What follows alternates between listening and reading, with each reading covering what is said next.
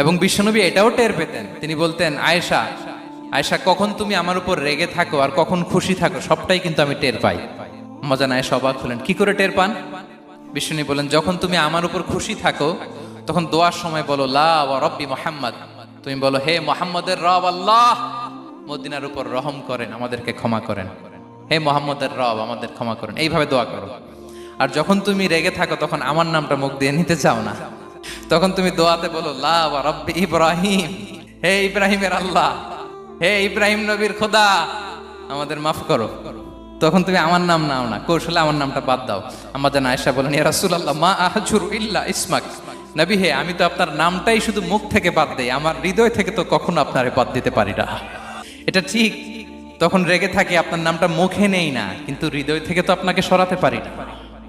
সুবহানাল্লাহ। এই ছিল বিষ্ণুবীর সাথে স্ত্রীদের সম্পর্ক প্রিয় ভাইরা।